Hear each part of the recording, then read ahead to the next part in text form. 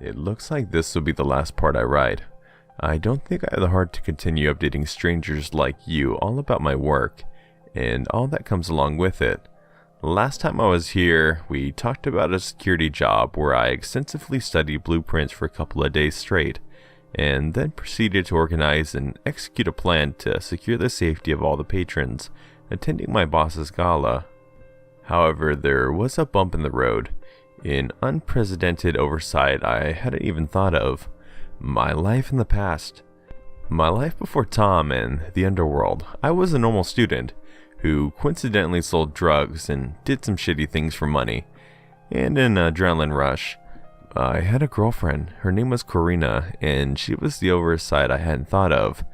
After my security detail was no longer perfect and she intruded on the night's festivities, I was debriefed by Tom and what really happened. From that point, I asked him to put together a personal file on her. I wanted to know what she hid from me in the past. As my circumstances have changed, it appears so had hers. It didn't take long for me to actually receive the file. Tom was oddly good at digging up dirt on people. Since this was a personal matter for me, Tom did everything by himself and never allowed for his other people to get their greasy and bribe-capable hands on any of the information. Being his top prospect has its benefits for sure. The file exchanged hands, and my loyalty to the man who quite literally killed me grew. We exchanged formalities and drank a little before he left, saying he had other things to take care of. I gestured to the door, and in one breath I said, "If you need me, I'll drop all of this whenever." He smiled and responded, "I know." Tom turned, and out of the corner of my eye I saw a sly smile. I shrugged this off because I was treated well by this man. Survival instinct dictated that I not question it, so I let the thought escape my mind. This was the first time I have made anything personal since I began this kind of work, so I treated it as I had previous tasks by giving it complete attention. I opened the file, and to my dismay, there was a lot of paperwork. In the file, there was documents that detailed things like her family lineage and ties to Al Capone, her role in life, and the deal she made that has negatively affected a select few organizations and people's lives, and things like her being employed by a sub-branch of an organization called Gen X. I read for hours through the 100+ pages of classified paperwork that had government clearance. Who was she? My head was spinning, but not because I was conflicted. It was because I hadn't moved in 6 or so hours. I was dehydrated and hungry, and confused above all else. I stood and gathered some things to take care of myself and stared out of my apartment window, looking out into the city as the sun set in the background. I've learned so much into my venture through the life I never knew Corina had. It explains her quick decision-making, movements, and information gathering in order to deal with me. And Tom, I still haven't figured out a motive for anything. There is no reason for me to go over the file for much longer. No matter what words I read or images I see, the answers aren't just going to jump out at me. So I shut it. I had it hidden away in one of the filing cabinets. I needed to get out and get some air. I walked out of my apartment complex breathing in the damp air. She was the last remnants of my old life, and for me to move on, she needed to be taken care of. I've made the decision to never look back, and her presence was the only thing anchoring me and holding me back no matter how little. I walked for an hour just thinking and being in my head as an excuse to ignore the things around me. Tom called and offered me a job if I wanted to take my mind off things. I'm not ashamed to say I took it. Anything was better than worrying for too long. I received a manila folder at my door by a deep web courier. It's not uncommon for Tom to use them as a method for us to keep in contact between and for jobs. He also gave me a new phone every couple of months just to keep me untraceable. I took the folder off the courier's hands and shut the door without saying a word. My kindness was wearing thin. My confusion was raising my temper. Upon opening the envelope, I saw that my job was a hit. It was the perfect way for me to blow off some steam. At just about that time, the first half of my payment went through to a few different accounts. I quickly made some calls to bring up my stockpile of munitions. Guns were too informal for me to blow off some steam. I was going to get personal, no matter who this person was. I ended up getting a trench knife, rope, and some bits and bobs to get my hands dirty. I read the profile and the person I was to kill. It was put in by a young 20-something woman who was abused by her husband, assumingly after one too many drinks. I smiled. It was someone who deserved it. I was karma coming to collect. I read up on his schedule and decided the next day was the best to carry out my business. In the ending hours of the day, I picked everything up and readied myself for the job to come. The man was a construction worker, and not some big shot either, so my assumption was that he'd fall into the stereotype that he'd go to the bar, get plastered for hours, before he got back to the car and somehow made it home. I stayed proactive in the task at hand and didn't get into my head until I knew I had him in my custody. The sun set once more as I pulled into the neighborhood. Driving up and down the roads in the development, I found his home. It was a piece of shit, just like him, with no car in the driveway.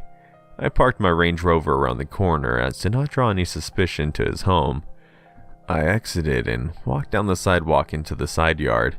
I hopped the rusted chain link fence and looked into the dark and decrepit home. I elbowed the bathroom window and took a walk around the home in the dark, using a small flashlight to guide me. I knocked over family photos and valuables. It's not like he needed them anymore. And breaking things, be it person or possession, is always nice. Maybe we're more alike than I thought. No, I'd never. Just then I saw lights flash through the windows. A grin grew across my face and my adrenaline started pumping through my veins. Deep breaths, level head. I stared into the darkness as the man came in and stumbled around.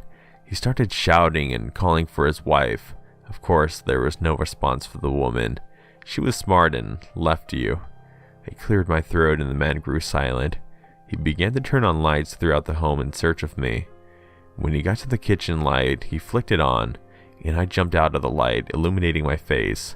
I caught the man off guard and slid behind him like a snake and put him in a standing chokehold. He struggled, of course. Everyone does when they're in fear for their life. His consciousness slowly drifted away, and it was time for my fun. I sat the man up on a wooden chair and bound his arms and legs with some serious knot work. I put some dirty sock in his mouth and duct taped it before I put full force into a punch aimed for his nose. Blood gushed out like a river, and when the man came, he quivered and groaned. The man, unable to speak, looked over at his dining table to spread of weapons, and quickly shot his eyes back at me and began crying. I asked him some questions like, "Do you know why I'm here? And do you know what you did?" The man lowered his head. I lightly slapped his cheek and grabbed his chin. "None of the things you did matter to me." I trailed, looking away. "As this may be a job, everything I'm going to do to you is to blow off some steam." The man began to squirm as I walked over to the table, as loud as I could for intimidation. I came back standing in front of the man who thought diversely at least half of what I was going to do to him. I started with asphyxiation and choked him with my bare hands till he was about to lose consciousness. I brandished a collection of knives before I shoved one into his hand.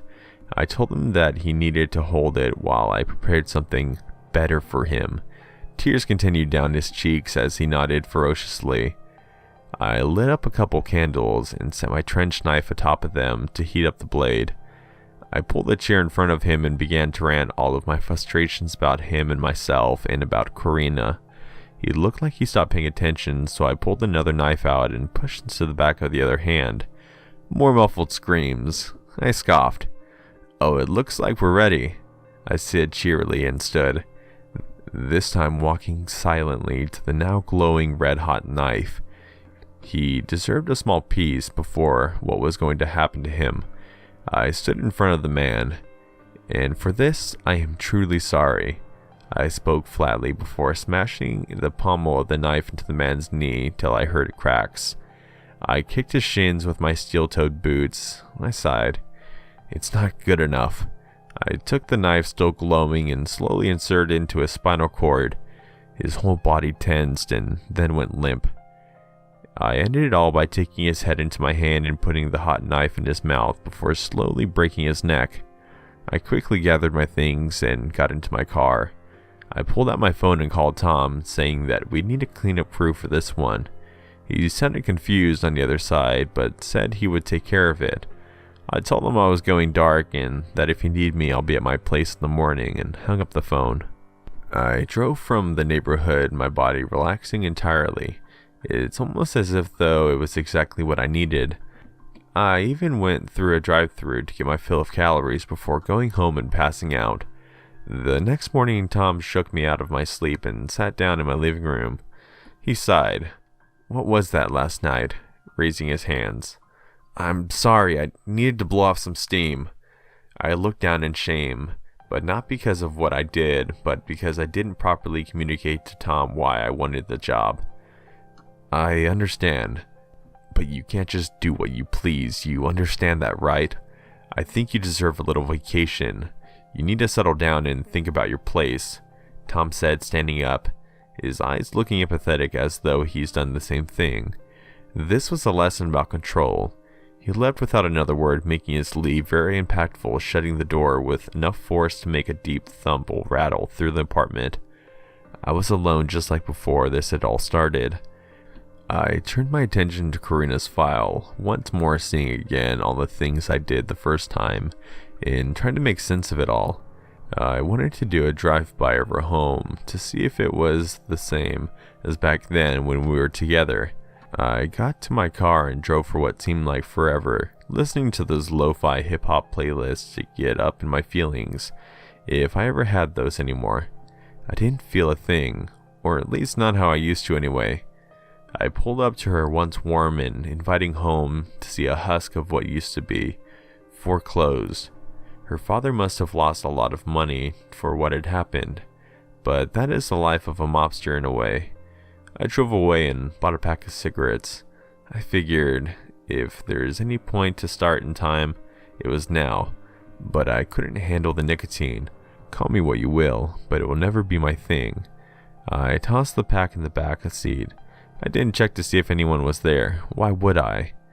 I was in the zone driving for a good while before I caught sight of movement in my rear view, and thus changing my original course to someplace more secluded. I wasn't going to take some stranger to my home, that's for sure. I pulled off some back roads into a ski part of town. You know the type. Everyone owning guns and such, and trailer parks being a dime a dozen. I found some dirt roads to the woods and took my very out-of-place car deep into the woods. I turned it off and got out. I paced for a moment, walking back and forth before opening my doors to see a female body. I looked up at the sky, seeing magnificent oaks, and that took me away from my stress. "Get out of my car." The girl looked at me. It was Karina. "I just wanted to talk," her sad voice ringing through the air and stinging my ears. "There is nothing to talk about. Now get out of my car." I just stared at her as she pouted and gave me puppy dog eyes. "Fine, say what you have to." I looked away, moderately annoyed. Okay. She excitedly started to ramble. She just wanted to catch up.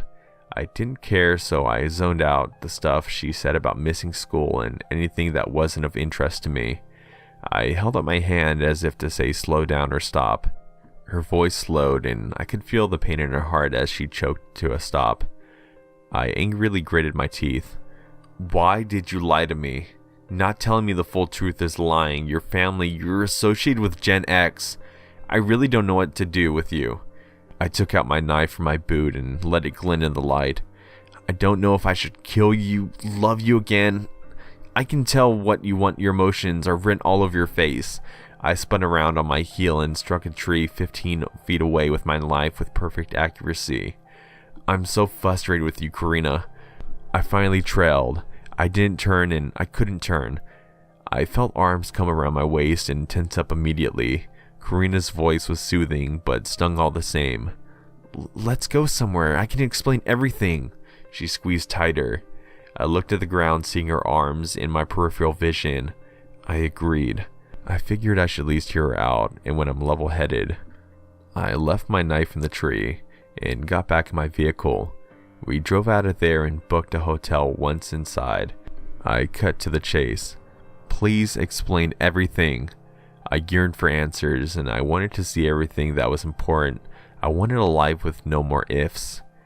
What are the odds? I take all my anger and confusion out on a hit, and the day after I get put on leave and get stalked by the love of my life. Insane, right? I sat and grabbed us drinks as she explained her story, and it's entirely detailing her pull in the life, her job with Gen X, and what Tom has done in his entire work with the underground, and his plans for me, and so on. You should join me in Gen X. You do really well, and we'd be able to be together again. She pleaded with me in the end. At the moment, after talking and everything she said, and considering how Tom had been acting, I looked at her with faithful eyes and agreed to everything. Her face brightened up, and I was glad to see a spark in at least one of our eyes. You know, we have to take care of Tom though, right? I reaffirmed all of the actions with one sentence. She nodded. We can figure that out when the time comes. And with the conversation out of the way, the night went wonderfully, and Corrine was about freakier than I remember. But I won't divulge my sexual life. The next day, Karina called a few people and arranged meetings and skill exhibitions so her organization could get a grasp of my skill level and what I could be capable of. All the same with you, I am comfortable just saying that the exhibition went wonderfully, but my attitude during the meeting varied. It's going to be any day now that Karina and I drain the life from Tom. And oh, when the time comes, I will gaze into his eyes and be the last thing in the world this insect sees. The upcoming days and weeks consist of learning textbooks, protocol of Gen X, and preparing to kill the man who gave me a new life. Just like that, I was given a file of my girlfriend. We received a file of Tom's recent activities, which detailed the systematic bankruptcy of Karina's family and other work I was never aware of. But that brings me back to not knowing doesn't change what happens. Karina and I studied the file for days and prepared just as efficiently as I did before, but with another set of eyes, even more so. We were going to go in like a stealthy John Wick, taking out any and everyone that gets in our way, till I get to make something personal once again. But not in rage.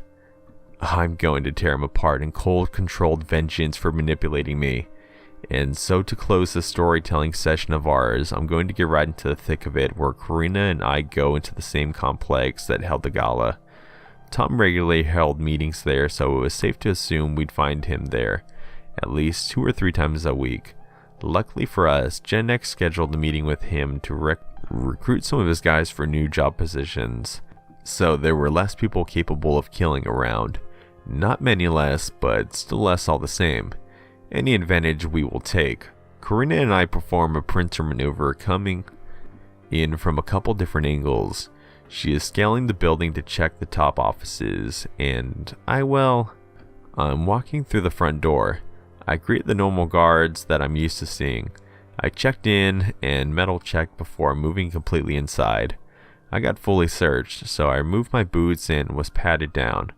I faked a smile to my former colleagues and sauntered my way up to the second-story bathroom, where I removed the soles of my boots to reveal a set of needle knives. I pocketed them and made my way back into the stairwell. I got to the 3rd floor and locked the door to the stairwell behind me. I saw the carnage that Corin was capable of, 12 dead bodies in one hallway. It was amazing, but also frightening to see. I was glad she was on my side. I got into Tom's office not long after I tiptoed around the dead bodies. He was tied to his chair, and Karina was seductively sitting on the table in front of him. Tom sat and stared at me with hateful eyes. "Karina, could you leave? Just the room and watch the staircase." She nodded and got off the table and walked in my direction. She reached me and gave me a kiss on the cheek. "Be careful," she said as she walked out and shut the door behind her. I looked at Tom with the same hateful eyes. You know, the last guy I took everything out on never lied to me, and you saw what happened to him. What do you think is going to happen to you today? This, of course, was a rhetorical question. I got to Tom before he could speak and took one of my needle knives into his lungs. He was going to slowly drown in his own blood. He gasped and coughed, spitting up the same blood I was just referred to. I went to town on his face, dislocating his jaw and tearing a piece of his ear clean off just with a few collisions of punches. Tom never begged for mercy, but I still had one more knife in my disposal. I cut through his Achilles tendon and worked my way through the back to his knee. All of that though, the man still spit blood at me out of spite. I knew he wasn't going to beg for death, so I wasn't going to keep this up much longer. I took my bloodified knife and wiped it off on his shoulder. I'm ending this. I narrowed my gaze and pushed my knife up into the soft part of his throat, below the Adam's apple, and hit it with the palm as hard as I could. Silent. No mess. I walked out of the room and met my girl's eyes with glee. It's over. We both smiled. She leaped out of the window and latched onto the flagpole and used the rope to slowly descend. I more casually used the front door, given my final farewells to old colleagues. I met at the rendezvous that was agreed upon mutually by Karina and I. I sent off to the Gen X headquarters to debrief our higher-ups. That was the end of Tom and our business relationship, and the start of something new, something better. Regardless, everyone got what they deserved. Karma's a bitch. Signing off. Column. Alright guys, that's it. That's the end of the story. I just want to thank everyone for checking out my channel and for following me along with these stories. I've had so much fun reading these. I'm kind of disappointed that they're over, but it ended on a very high note, and I couldn't have expected to come out any other way or wrote it better myself. I do want to give a quick shout out though to the original writer of this story. His name is Jacob Krager99 on Instagram. You should give him a follow. Also very appreciative. He actually was my first supporter of the channel. He sent me some money over on my Ko-Fi account, and I just want to say thank you so much for doing that. You actually helped me out. I'm kind of in a tight spot, and you really took me out of it. Alright, I don't know what else to say, but thank you so much, and thank you everyone that supports the channel, and dropping likes and comments. That really helps the channel. Alright, everybody have a great night, and that's it. Alright, bye.